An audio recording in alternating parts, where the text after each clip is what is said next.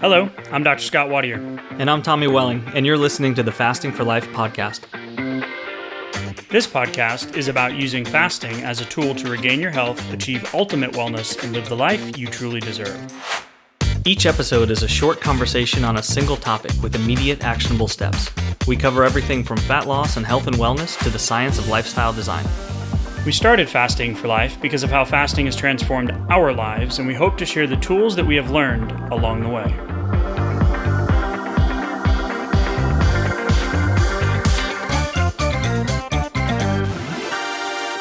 Hey everyone, welcome to the Fasting for Life podcast. My name is Dr. Scott Watier, and I'm here, as always, with my good friend and colleague, Tommy Welling. Good afternoon to you, sir. Hey, Scott, how are you? Doing fantastic, my friend. Excited for today's conversation. I'm going to hit you with a little bit of word salad.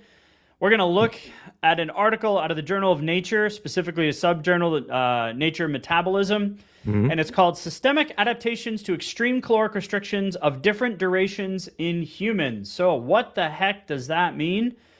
Well, ultimately, we're going to teach you how to hack a 7-day fast in 24 hours with some simple lifestyle changes. But this article goes into really cool outcomes of a group of folks. Small group, 12 people, 5 men, 7 women, and it's going to look at what changes happened in the proteins in your body and your blood plasma as you go through a 7-day fast. So excited to get into it today. This is a question we get often is, should I do a 7-day fast? Yeah, I like to do one to 2 times a year. And this deep dive we're going to do today is really going to show you where the magic happens and how to optimize the process for you, and then ultimately how to adapt this into your day-to-day fasting lifestyle. So if you're new to the podcast, welcome in.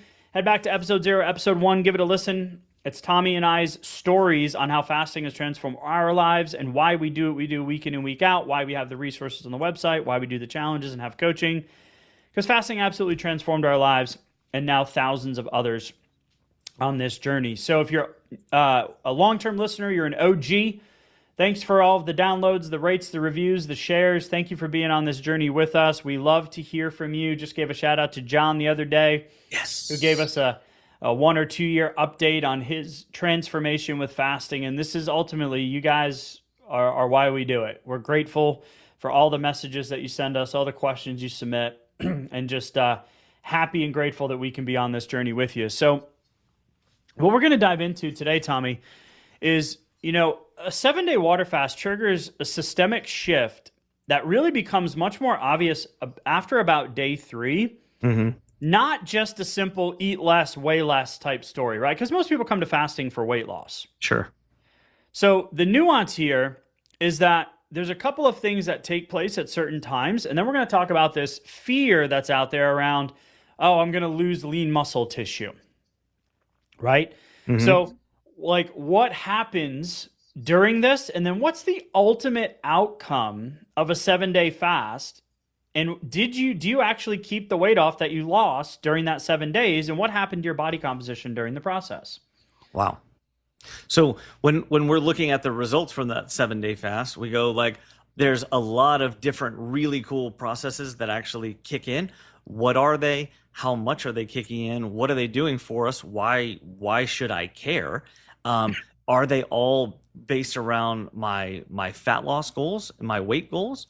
And the answer is no, they are absolutely not. They go well beyond that. Yep. In fact, I would argue that they probably do a much better job at the other things than just moving the scale, at least in the long term. And so what's going on? To what extent are these things happening? And then is there any way to get some of these benefits without necessarily doing a 7-day fast? That would be great if I could kind of, supercharge my fasting efforts, right?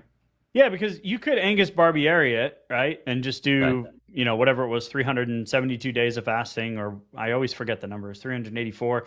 Yeah. The longest recorded medical supervised fast. The guy lost a tremendous amount, 270 something pounds, and he was morbidly obese, pretty much on his deathbed. And, right. You could do that, but that's not sustainable nor recommended by any means. So it's how do we take some of these principles on what's going on physiologically and apply them into a consistent foundational fasting lifestyle? So what the study was looking at was the plasma proteomic response. And what that means is it refers to the changes in the protein composition of your blood plasma in reaction to various physiological or pathological conditions. So the whole idea of the study was to provide insights into disease mechanisms, immune responses, and overall health status or metabolic health, right? So it was cool to see some of the things that came out of this. And this came from Nick Norwitz. I'm part of his Substack, and I was like, man, this is a really cool kind of framework on answering the question of, should I do a longer, 5 to 7 day fast? And Walter Longo's research is out there. I always tell my story. I like to do a couple of these a year because I just feel better. It's kind of like a reset, mental and physical reset for me. Mm-hmm. But, in essence, feast and famine's been around for a long time. We now pretty much live in a world of feast, obesogenic, food noise-filled, convenient DoorDash, ultra-refined processed food world that we live in. But fasting is been practiced by billions of people over hundreds and hundreds of thousands of years. Right. So when we look at this, what happens when you fast for 1, 2, 3, 4, or 7 days? What changes happen across your metabolism and your different organ systems? Because we have a lot of N=1 stories and studies, our own personal stories too, of, hey, I started fasting and this went away. Kieran, one of our rockstar coaches, her mom and her RA. My dad and his 30 years of diabetes and 120 units of insulin, gone. My asthma and allergies. Tommy, your was it sleep apnea? Yep, borderline sleep apnea. Borderline sleep apnea. Low T, which affected everything. Low T. Yep. My liver enzymes, my triglyceride levels. So can we optimize our fasting lifestyle on a day-to-day basis using the principles that they found in this really cool Hallmark study? Yeah. So I just there's so many benefits of a longer fast, but usually we hear them spoken about just with regards to just trying to get the scale to move. But the underlying benefits are so big, but a lot of times they're not necessarily quantified in a really rigorous way. And if they are, they don't typically go out to this time frame, which you and I both love, 5 to 7 day fast on a once, twice, 3 times in a year kind of cadence over the past few years, and I continue to do that. But so it's really great to see a kind of just diving into the details, the really like biochemical details of what's going on here. So what was the study? So it was a study, 2024 study, Journal of Nature Metabolism, right? Pretty straightforward study. And that's what really makes it valuable, and Nick speaks to this, is 12 healthy volunteers, 7-day water fast. No food, no caloric beverages, just water for an entire week. Now, here's one of the notes I want to make about this fear of lean muscle loss. Is this were in healthy individuals with an average starting BMI of 25. So we're not talking about the 50, 80-pound weight loss group. We're talking about healthy individuals that have healthy blood labs. So not me, where I was starting my fasting lifestyle journey with elevated liver enzymes and blood pressure creeping up and triglycerides that were off and, visceral fat around the midsection. And they removed any really lean individuals as well. So all 12 participants completed the study. So that's a shout out, right? And throughout the 7-day fast, there was also a 3-day refeeding period. They drew blood samples, but they didn't just measure the usual like glucose, insulin, ketones. This is where they deployed a high throughput proteomic platform capable of measuring 2,923 circulating proteins simultaneously. Wow. Really cool, right?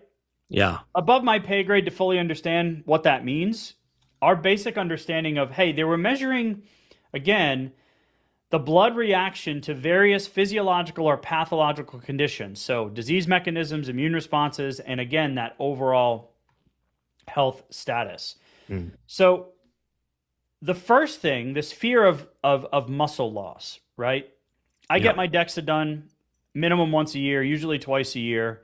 Get my BMR, RMR done as well. And I have not lost any lean muscle tissue throughout this process. Periods of weightlifting and resistance training and not resistance training. Okay. Right? That lean Awesome. mass has always been maintained. The growth hormone spike, the response, that short-term response of growth hormone protect the lean muscle tissue. But here's what happened in this study. Over the 7-day fast, they lost 12.5 pounds.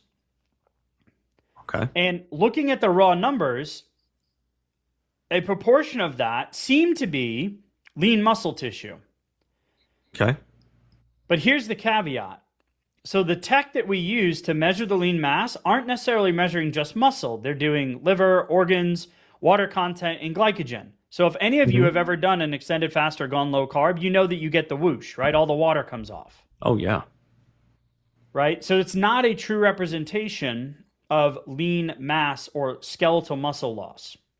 And the kicker was in day 8, 9, and 10, during the refeeding period, they regained over 95% of that lean mass, air quotes, back. So in my head, I'm like, well, they could have never actually lost it. But here's the important thing. The loss in fat mass was sustained. Yep. So this is why we say when you do longer fast, or say you come out of one of our challenges, whenever I do a longer fast, 3+ days, 5+ days, 7+ days, I know that I'm expecting that scale to go up about 40 to 50% of what I lost during the process. Sure. Yeah. But even though the measured lean mass decreased during the week-long fast, much of that either wasn't muscle to begin with or it rebounded very quickly. But here's the kicker. The fat that was lost stayed lost. Yeah.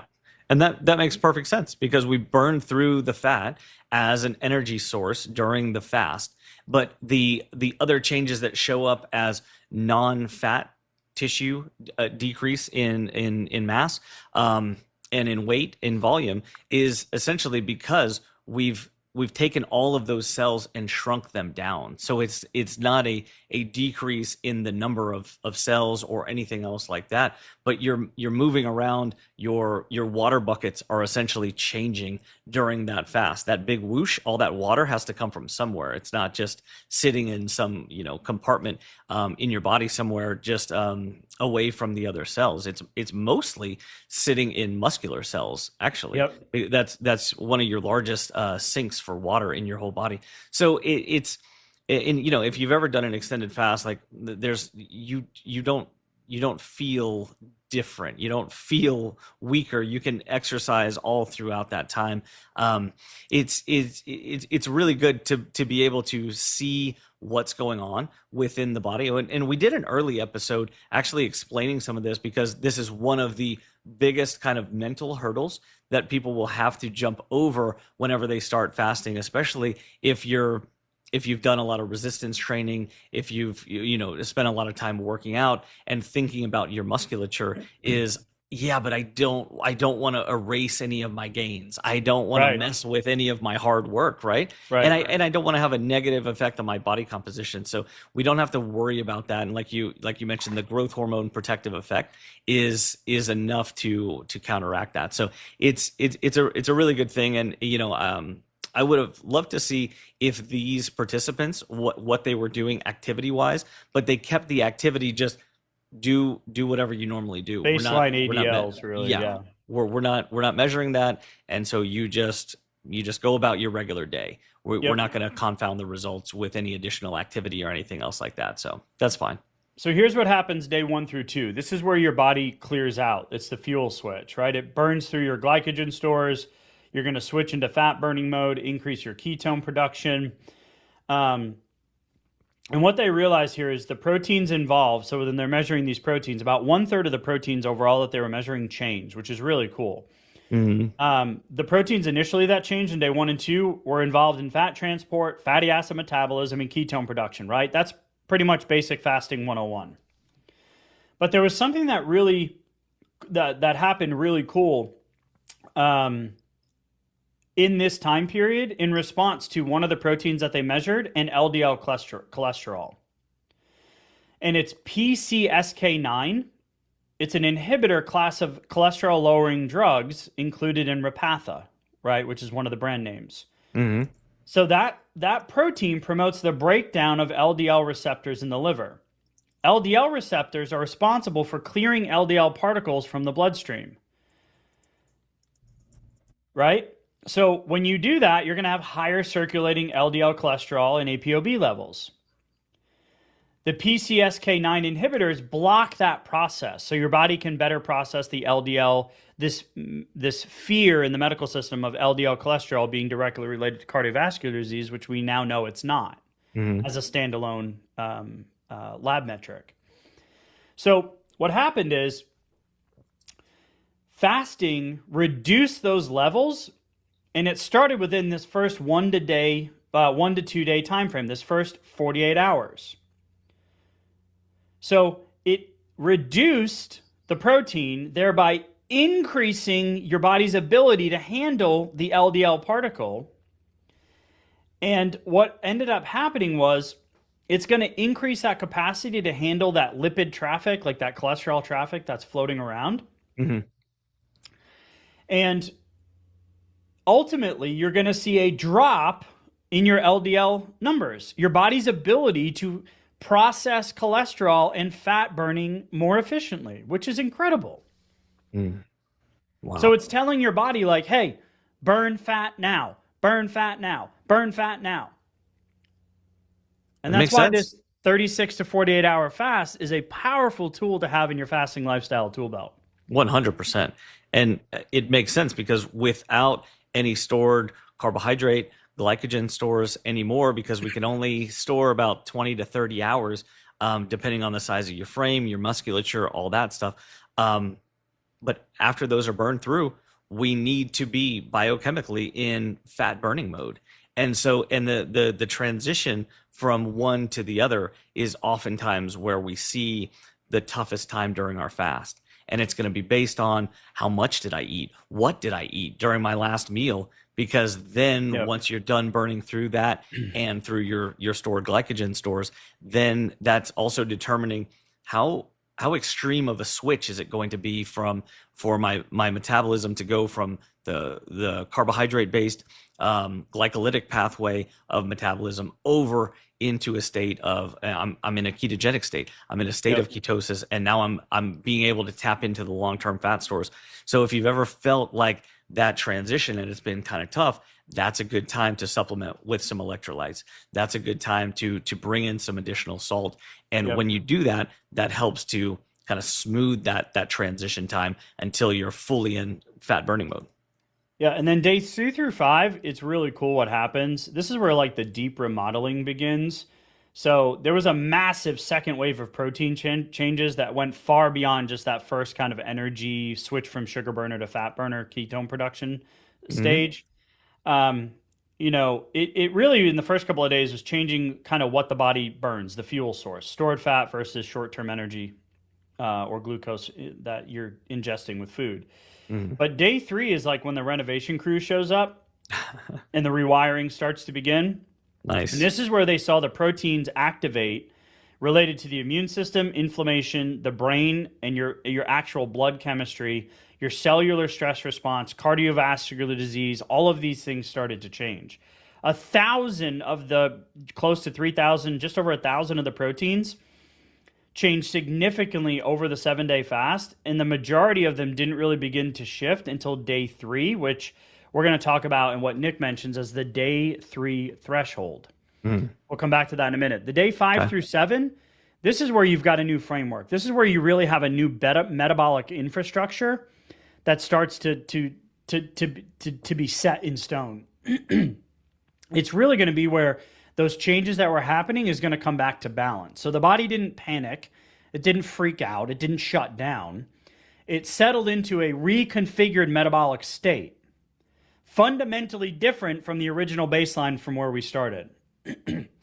So a lot of these later stage changes mapped onto proteins and pathways for longevity, neuroprotection, reduced risk of cardiovascular disease and autoimmune diseases, which is where we started the conversation, highlighting some of those N=1 case studies that we hear from people and friends and family and listeners and challengers and coaching clients of like, holy crap, My RA has completely been in remission for years. I'm no longer on diabetes medications.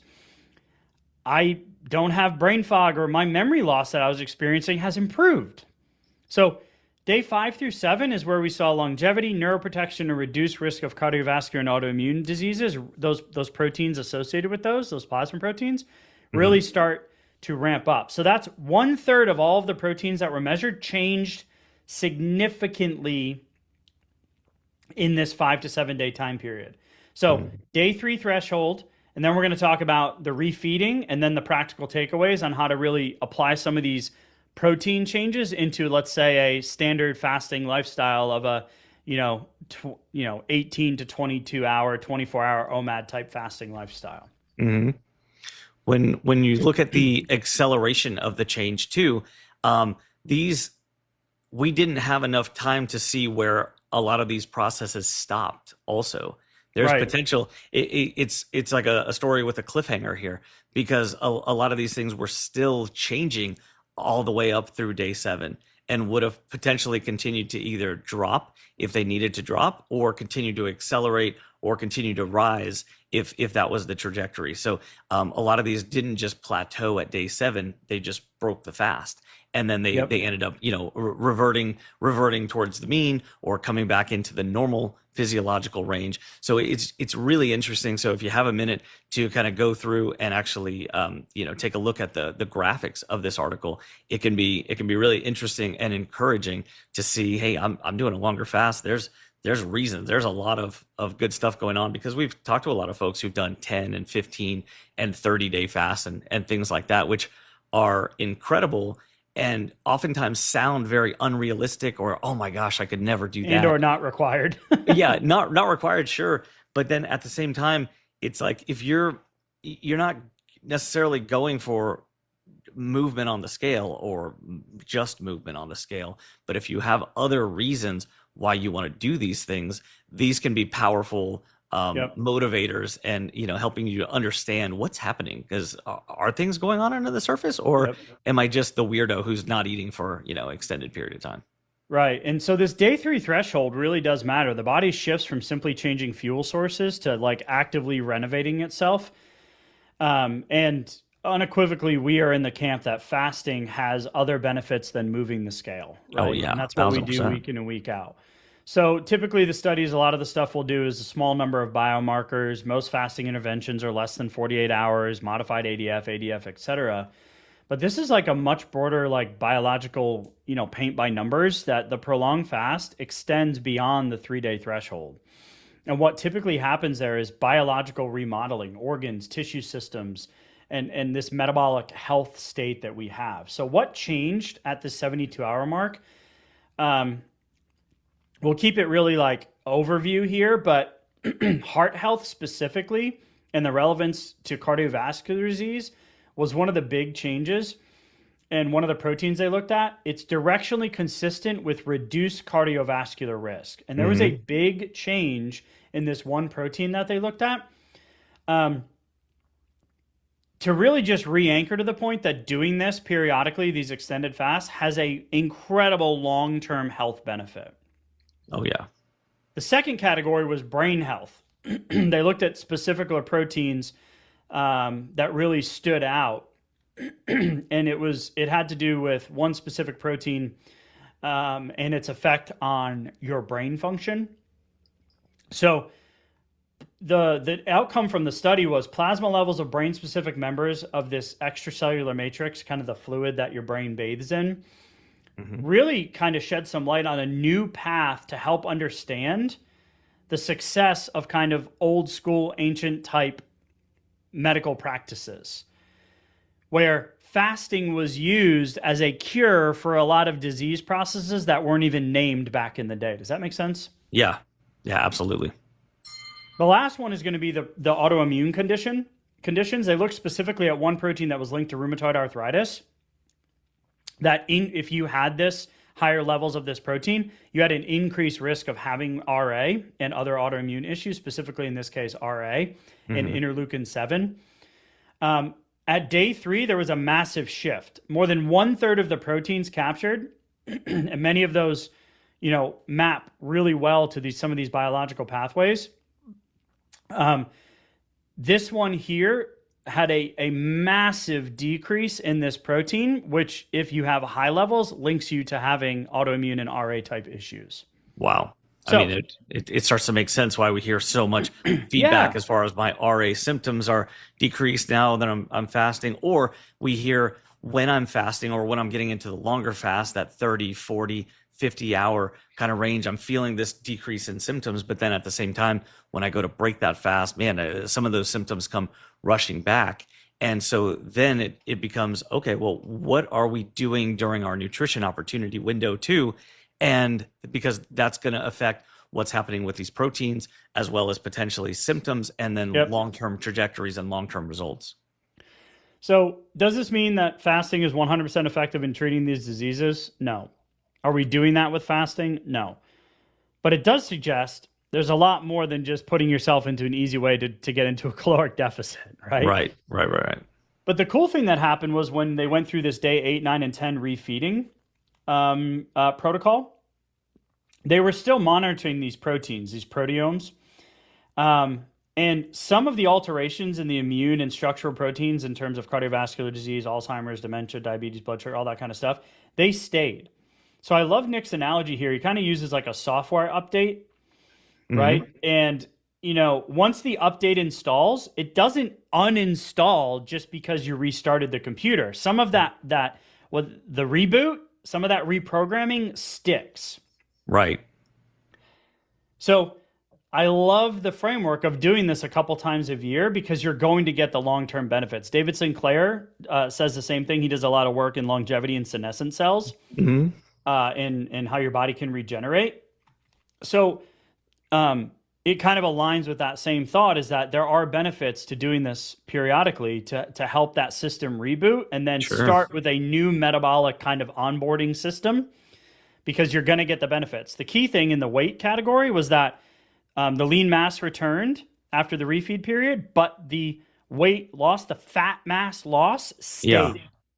Yeah, that's such an important perspective, because the massive change that can happen on the scale, when you're looking at it, it can feel very exciting. Sometimes it can feel overly exciting during a longer fast, because it's not just fat that's going away. It's potentially a temporary change. Rather, it's a temporary change in hydration, but also in intracellular water.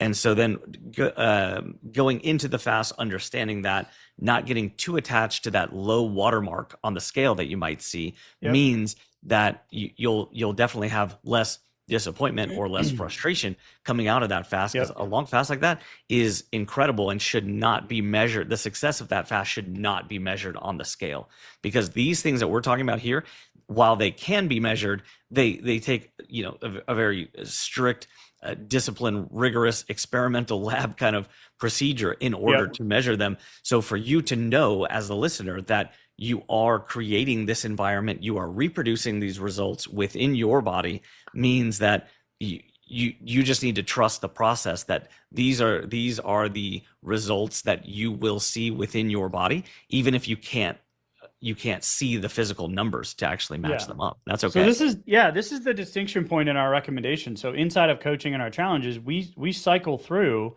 24 to 48 hour fat, anywhere from 18 to 36 to 48 hour fast on a weekly basis, occasionally doing a longer 72 hour fast, right? But that's because most people that come to fasting are trying to lose the weight, right? So yes, we want to stay, because the majority of these amazing proteome changes and these plasma protein changes that we see that tap into the dementia, diabetes, cardiovascular health, immune function, immune response, all of that take place after the 72-hour mark. Right.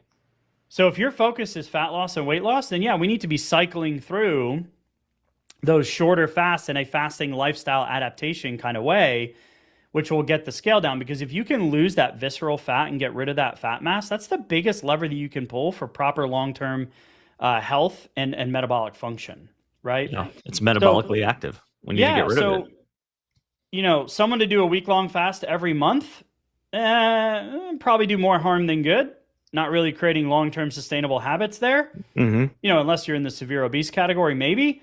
But once a year, twice a year, absolutely, like Yeah. 100%.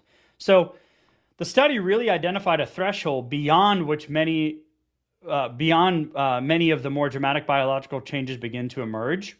So how do we, air quotes, hack the benefits of this study into more of a fasting lifestyle adaptation on a day-to-day basis? We can use some of this by really diving into the ketone diet and a ketogenic diet, because you're going to still see, by staying in ketosis, because we know that ketosis has therapeutic applications for epilepsy Hmm. and patients that have epileptic seizures, as well as, you know, chronic migraines, autoimmune issues, MS, Parkinson's. There's been some crazy results that have come out of adopting a ketogenic diet and staying in deep medically guided therapeutic ketosis for those conditions as a treatment option. Obviously, that goes against standard medical practice, so it's an emerging field. But there were associations between ketone levels and the protein changes that they saw Yeah. just in having ketone bodies floating around in your bloodstream, because they are brain and body protective. Yeah. Yeah, a lot of the results in these accelerations and decelerations of proper proteins to get in a better balanced state within the body. A lot of these were significantly associated with and because of the changes in glucose, insulin, and ketones within the body. So that biochemical mix, we can accelerate that process of that biochemical shift.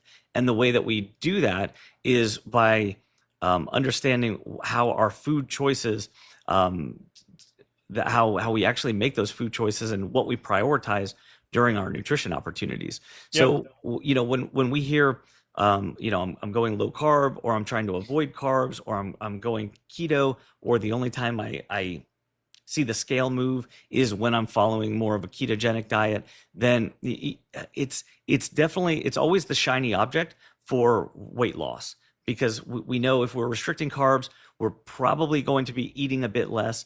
We're probably going to have an easier time controlling blood sugar and controlling insulin. The scale's probably going to move a little bit faster. Yep. And so, but at the same time, we've done numerous studies and conversations about the effectiveness and the difficulty, long-term sustainability. yes, the difficulty in adhering to a very low carb or ketogenic / carnivore kind of lifestyle. Yep. And so when we think through, okay, how do I use it? Can I use this effectively as a tool, understanding that it's probably not the best to just shoot for long term. It just doesn't work out for most people to stick to that long term, and that's okay. We don't have to strive for that. We can use a keto or a very low carb restriction kind of diet. We can use that strategically, 30, 60, 90-day cycles. And when we do that, what we end up doing is we're accelerating the process of, when we go to break our fast, we're essentially pausing the fat loss process. We don't need to tap into long-term fat stores because we just brought in new fuel, right? Yep. So if we brought in new fuel, we need to burn through that before we're going to need to go back to the deep freezer in the basement to go grab the long-term fat stores that are visceral fat and deposited all around our body. So understanding that, we're pausing the process. How do we pause the process for less time? Well, we actually we do it by making strategic food choices during our nutrition opportunity. And when we do that, and we're using a ketogenic type of approach, when we do that, we have to switch less into the carbohydrate metabolism, which means we're faster to go back into a state of ketosis. We're keeping ketones higher because blood sugar doesn't rise as much. And when we do that, we're able to keep the biochemistry going that encourages these changes in these proteins. These long-term changes Yes. that they saw in the 7-day fast study. You're right. So, Right. Absolutely. So remember, I alluded to the fact that it was a cliffhanger story, that there were additional changes that could be and are likely going to be happening within these proteins over time. So if these people had gone to a 10-day fast or a 15-day fast, you probably would have seen that some of these changes would have continued. Does that mean we need to go into a fast that long to see a huge benefit? No, absolutely not. But what it does mean is that each fast and then each food decision or nutrition opportunity, those are all linked together.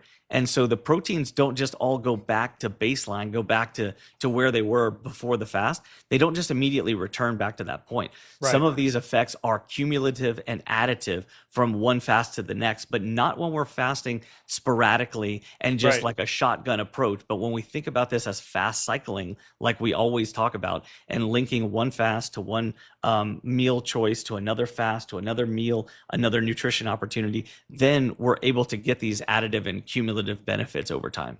Yeah.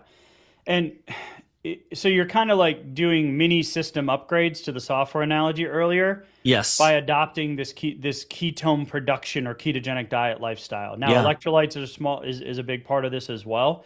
So that's why we love a 90-day run of keto. Mm-hmm. We've done episodes on this. A 90-day run of keto is a great way to reset your system and get some of these benefits of these longer 7-day fasting results with these protein studies like this one. Mm-hmm. You're going to be able to get some of those benefits and do some of that metabolic rewiring as you go throughout the fasting lifestyle process. So last thing is how to break a fast. We've all done this incorrectly. I did not listen to Tommy the first time I did a 24-hour fast. I opened my window and put all the things that I missed the day before on my 3 meals plus 2 snacks a day plan that I was on. You know, the Costco protein bars and the beef patties and the raw cheese, and I just kept eating, and it did not go well for my digestive system. Mm-hmm. So practical guidelines for prolonged fasts: start small and simple, because your digestive system has completely downregulated, and your intestinal lining is going to go, stem cell production and remodeling is going to take place, and it takes time for everything to ramp back up. So easy digestible foods in small portions, a few hard-boiled eggs, Greek yogurt, some bone broth, right? Avoid going right into the big salad or roughage, or, smashing, a bag of cashews, healthy fats. You're probably going to have some gastric emptying and having to run to the bathroom. So we don't want you to do that. Mm-hmm. So start small, then wait a few hours, and don't go to the sweets either. Right? So a large carb load after a long fast is going to flip a switch, and it's just going to start the old pattern back again, and your GI tract will not be happy with you. So personally, I like to break with some of the things we just mentioned. I'll start, I do really great with raw dairy and some simple protein, like a little bit of meat, chicken, fish. I like to eat leftovers, so I'll just break with whatever's in the fridge, give it a couple hours, and then I have a smaller meal, protein-paced meal a little bit later, and that typically takes away the gastric volatility piece to incorrectly breaking a long fast. Yeah, think about your insulin load, because the longer your fast, the lower the insulin went. And so the thing about going to break that longer fast, and the longer the fast it is, the more it matters, is that you will feel that metabolic switch going back over to the carbohydrate metabolism. The more faster acting carbohydrates you bring into that fast break or that next meal, the more you'll feel it, and not in a good way too. And in fact, if you have a larger meal, more carbohydrates, or it might just be your normal meal, depending on how you typically eat, then you could feel that crash. You could feel like a big surge in insulin, because now blood sugar was low, insulin was low, and all of a sudden they both had to go screaming upward. And then all of a sudden you feel this wave kind of hits you. It doesn't feel good, and it's surprising, because you're thinking, well, I normally eat, fairly well, and I'm used to this, but it can be too much for the system at that point, because it's a big metabolic shift. So think about what your metabolism is doing at that point during that longer fast. You're squarely in fat burning mode. So bringing in protein and fats mostly is going to be more aligned with what your body's looking for, and actually in the mode for processing as a fuel source right in there. So let's just stay parallel with that line that your body's already in. Yeah, we had somebody reach out to us one point as we wrap up today. It was like, hey, why don't you ever talk about all the other benefits of fasting? You talk about weight loss a lot. I'm like, yeah, that's because what most people come to fasting for. Sure. But there are so many additional benefits to fasting and so many amazing stories that we've heard. Oh, yeah. So I love this study because it really coordinates the biological response that touches the immune system, the brain, the cardiovascular system, and potentially dozens of other processes, right? In studies like this. So I love it. But done safely and sparingly, a 7-day fast once or twice a year is going to act like a metabolic reset. As this study showed, the fat loss stays off. It's going to improve your fuel flexibility, quiet inflammation, and touch all of those other systems that we mentioned. But it's not an everyday habit. Yeah, and the benefits will remain even if the scale is net neutral at the end of the day. Even You're if still getting benefit. The benefits are additive. You're getting those benefits. So do it even if you're not looking, or even if you're not seeing like net changes on the scale. You are still benefiting from it, and you'll feel those benefits over time. So fasting forward framework. Take one or two things from this that you can put into your day-to-day life today. But also, you know what? Look at the calendar. When are you going to do it? Get a fasting buddy. Go to the fasting Facebook group. Reach out to us. Join a challenge, right? You don't have to be on Fasting Island alone. But look at the calendar and pick a couple of dates, because if you never do that, it ain't never going to happen. We all know that's the truth. So, true story. Tommy, man, appreciate the conversation as always. Love this article. Love where the science and research is directing us as we continue to adapt our fasting lifestyles. We're on this journey with you. Thank you guys so much for listening in today, Tommy. Appreciate the conversation as always, man, and we'll talk soon. Thank you. Bye. So, you've heard today's episode, and you may be wondering, where do I start? Head on over to thefastingforlife.com and sign up for our newsletter, where you'll receive fasting tips and strategies to maximize results and fit fasting into your day-to-day life. While you're there, download your free Fast Start guide to get started today. Don't forget to subscribe on iTunes, Spotify, or wherever you get your podcasts. Make sure to leave us a 5-star review, and we'll be back next week with another episode of Fasting for Life.